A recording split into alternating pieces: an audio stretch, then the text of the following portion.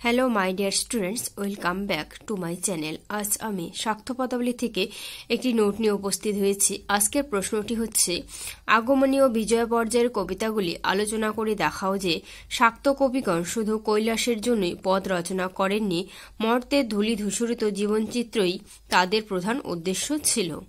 Students, তোমরা যারা নতুন ভিউয়ার বা যারা আমার এই ভিডিওগুলি দেখে উপকৃত হয়ে থাকো কিন্তু এখন আমার চ্যানেলটিকে সাবস্ক্রাইব করোনি, তারা আমার চ্যানেলটিকে সাবস্ক্রাইব করে নেবে এবং বেল আইকনটি তোমরা বাজিয়ে দেবে। তাহলে আমি পরবর্তী যে ভিডিওগুলি আপলোড করব সেই ভিডিওগুলির নোটিফিকেশন তোমরা পেয়ে যাবে। আর এর আগে আমি শাক্ত পদাবলী থেকে কিছু নোটস আমার এই চ্যানেলের মধ্যে দিয়েছিলাম, সেগুলো যদি তোমরা দেখে না থাকো তো এই ভিডিওটির ডেসক্রিপশন বক্সে আমি সেগুলির লিঙ্ক দিয়ে দেব, সেখান থেকে তোমরা দেখে নেবে। তো উত্তরটি আমি শুরু করছি। সোনারতরী কাব্যের বৈষ্ণব কবিতায় রবীন্দ্রনাথ বৈষ্ণব কবিদের উদ্দেশ্যে প্রশ্ন করেছিলেন, শুধু বৈকুণ্ঠের তরে বৈষ্ণবের গান। অনুরূপভাবে মধ্যযুগের বাংলা সাহিত্যের অন্যতম সম্পদ শাক্ত পদাবলী সম্পর্কেও আমরা প্রশ্ন করতে পারি, শাক্ত সঙ্গীত শুধুই কি কৈলাসের জন্য রচিত? উক্ত বৈষ্ণব কবিতায় রবীন্দ্রনাথ বলতে চেয়েছিলেন, বৈষ্ণব কবিরা সুখ দুঃখময় মর্তলোকের উপাদান সংগ্রহ করেই রাধাকৃষ্ণের লীলা কাহিনী রচনা করেছেন। কবিরা তাদের পরিচিত কোনো রমণীর মিলন বিরহের অভিজ্ঞতা থেকে রাধার বিরহ তাপিত মুখের আলেখ্য অঙ্কন করেছেন। অনুরূপভাবে শাক্ত পদাবলীর কবিরাও মা মেনকা, কন্যা উমা, জামাতা শিবকে উপলক্ষ করে মূলত মর্তলোকের ধূলি ধূসরিত জীবনচিত্র অঙ্কন করেছেন। কৈলাসের উমা ও শঙ্কর কিংবা মানস সরোবরের গিরিরাজ ও মেনকা দেবী মহিমা হারিয়ে বাংলাদেশের সাধারণ মানব চরিত্রে রূপান্তরিত হয়েছেন।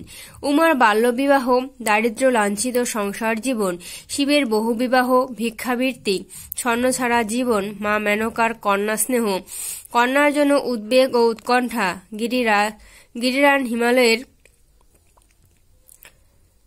শান্ত সংযত সহিষ্ণু গৃহকর্তার মতো আচরণ আমাদের স্মরণ করিয়ে দেয় যে আগমনী ও বিজয় পর্যায়ের মধ্য দিয়ে শাক্ত কবিরা মূলত মধ্যযুগের বাঙালি সমাজের বাস্তব চিত্রকে অঙ্কন করেছেন। প্রসঙ্গত রবীন্দ্রনাথ লিখেছেন, হরগৌরীর কথা আমাদের ঘরের কথা, সেই হরগৌরীর কথায় আমাদের বাংলাদেশের একটা বড় মর্মের কথা আছে। কন্যাকে অযোগ্যপানে অসমর্পণ করা ইহা আমাদের সমাজের নিত্য নৈমিত্তিক দুর্ঘটনা। ইহা লইয়া দুশ্চিন্তা, অনুতাপ, অশ্রুপাত, জামাতা পরিবারের সহিত বিরোধ, পিতৃকুল ও প্রতিকূলের মধ্যবর্তিনী বালিকার নিষ্ঠুর মর্মবেদনা সর্বদাই ঘরে ঘরে উদ্বৃত্ত হইয়া থাকে। এটি নেওয়া হয়েছে গ্রাম্য সাহিত্য লোকসাহিত্য গ্রন্থ থেকে। শাক্ত পদাবলীর আগমনী ও বিজয় পর্যায়ের সঙ্গীতগুলি মূলত সম্প্রদায় বিশেষের ধর্মনির্ভর। শাক্ত কবিরা মাতৃ আরাধনার গীতি আলেখ্য রচনা করতে গিয়ে আধ্যাত্মিক সাধনা ও কাব্যরসের যুগপৎ মিশ্রণ ঘটিয়েছেন। দেবী ভাগবত, কালিকা পুরাণ, মার্কেন্ড চণ্ডী, ব্রহ্ম বৈবর্ত পুরাণ, শক্তি সম্পর্কিত যেসব কাহিনী পাওয়া যায়, বাঙালি কবিরা তারই নির্যাস সংগ্রহ করে শক্তিদেবী লীলা কাহিনী অর্থাৎ আগমনী ও বিজয়ের গানগুলি রচনা করেছিলেন।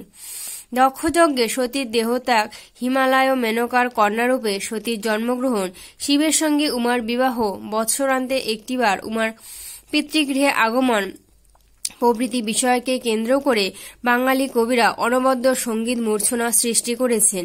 বঙ্গবাসীর ধারণা, শরৎকালে দুর্গাপূজার সময় স্নেহের ছলানি কন্যা উমা তার পতিগৃহ কৈলাস থেকে হিমালয়ের গৃহে অর্থাৎ পিত্রালয়ে আসেন। কন্যার আগমন প্রতীক্ষায় মা মেনকা ব্যাকুল হৃদয়ে অপেক্ষা করেন। মায়ের সে প্রতীক্ষা ব্যাকুল হৃদয় চিত্রটিকে বাঙালির প্রতিটি ঘরে ঘরে কন্যার আগমন প্রতীক্ষায় জননীর ব্যাকুল হৃদয়ের বেদনাকে আগমনী সঙ্গীতের মধ্য দিয়ে মূর্ত করে তুলেছেন বাঙালি কবিরা। অন্যদিকে বিজয় সঙ্গীতের মধ্য দিয়ে মাতা ও কন্যার বিচ্ছেদ বেদনাকে ফুটিয়ে তুলেছেন কবিরা। দেবর্ষির পরামর্শে মহাদেবের সঙ্গে উমার বিবাহ হয়। জননী মেনকা ভিখারী মহাদেবের হাতে আদরের উমাকে সমর্পণ করে দুশ্চিন্তে দিন কাটান। বৎসরান্তে উমা 3টি দিনের জন্য পিত্রালয়ে আসেন। 3 দিন পরেই চলে যেতে হয় উমাকে। জননী মেনকা চোখের জলে বিদায় দেন কন্যা উমাকে। শাক্ত কবিরা এই বিষয়টিকে কেন্দ্র করে আগমনীয় বিজয়ের সঙ্গীত রচনা করেছেন। আর তারই মধ্য দিয়ে কৈলাস ও মানস সরোবর বাংলাদেশের জল, জঙ্গল, সমাজ ও মানুষের সঙ্গে একাকার হয়ে গেছে। জামাতা মহাদেব হয়ে উঠেছেন কুলীন ব্রাহ্মণ জামাতার প্রতিনিধি। উমা যেন মধ্যযুগের বাল্যবিবাহের শিকার এক কুলীন কন্যার প্রতিনিধি। জননী মেনকা যেন চিরন্তন স্নেহের আবেগপূর্ণ বাঙালি জননীর প্রতিমূর্তি। গিরিরাজ হিমালয় যেন চিরসহিষ্ণু বাঙালি গৃহকর্তার প্রতিনিধি।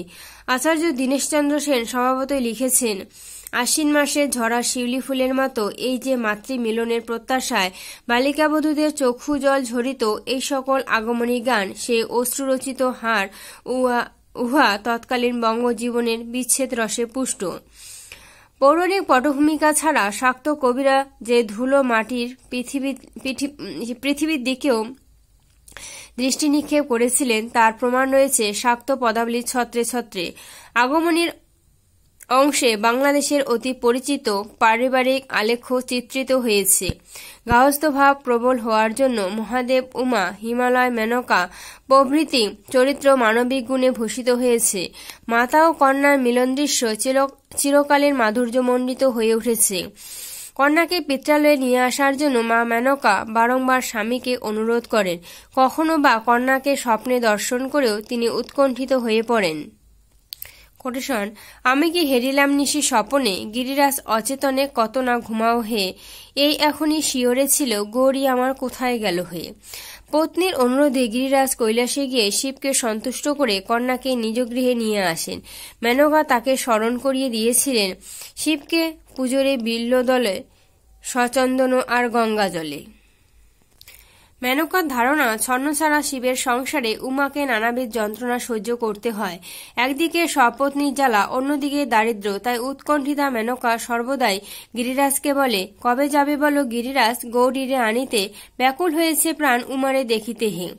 মাত্র 3 দিনের জন্য উমা পিত্রালয়ে এলে গিরিপুরে আনন্দের উৎস শুরু হয়ে যায়। মেনকা নানাভাবে কন্যার কুশল সংবাদ জানতে চান। উমা কেমন করে পরের ঘরে ছিলি উমা বল মা তুই। দীর্ঘ অদর্শনের পর মাতা ও কন্যার এই মিলন দৃশ্য বাঙালি কবিদের নিপুণ তুলিকা অনবদ্য হয়ে উঠেছে। সপ্তমী, অষ্টমী ও নবমীর দিনগুলি অতি দ্রুত অতিবাহিত হয়ে যায়। নবমী রাত্রি প্রভাত হলেই উমাকে বিদায় দিতে হবে। গিরিপুরের সমস্ত আনন্দ ম্লান হয়ে যাবে। তাই নবমী রাত্রির কাছে মেনকা বেকুলভাবে প্রার্থনা করেন, যেও না রজনী আজি লয়ে তারা দলে, গেলে তুমি দয়াময়ী এ পরাণ যাবে, নয়নের মণিমোর নয়ন হারাবে। তথাপি অনিবার্যভাবে নবমী নিশির অবসান ঘটে এবং কন্যা উমা পিতৃগৃহ পরিত্যাগ করে চলে যায়। বিদায়ের পূর্ব মুহূর্তে মা মেনকা বলেন, জয়া বল গো পাঠানো হবে না, হরমায়ের বেদন কেমন জানে না। এইভাবে মিলনের আনন্দ মলিন হয়ে সমগ্র গিরিপুরে জেগে ওঠে পুরবী রাগিনী। এ প্রসঙ্গে স্মরণে আসে রবীন্দ্রনাথের একটি মন্তব্য, একান্নবর্তী পরিবারে আমরা দূর ও নিকট, এমনকি নামমাত্র আত্মীয়কেও বাঁধিয়া রাখিতে চাই, কেবল কন্যাকে ফেলিয়া দিতে হয়। আমাদের মিলনধর্মী পরিবারে এই একমাত্র বিচ্ছেদ হরগৌরীর কথা বাংলার একান্নবর্তী পরিবারের সেই প্রধান বেদনার কথা। এটি নেওয়া হচ্ছে গ্রাম্য সাহিত্য গ্রন্থ থেকে। আগমনী বিজয়ের সঙ্গীতগুলি পৌরাণিক পটভূমিকায় রচিত হলেও শুধুমাত্র আধ্যাত্মিকতার জন্যই এগুলি সাধারণ মানুষের মনে চিরস্থায়ী আসন লাভ করে নাই, বরং এগুলির মধ্যে প্রাত্যহিক বাঙালি জীবনের সুখ দুঃখের স্পন্দন শোনা যায়। মাতা ও কন্যার সম্পর্কের এমন বাস্তব ও স্পর্শকাতর চিত্র বিশ্ব সাহিত্যের অন্যত্র দুর্লভ।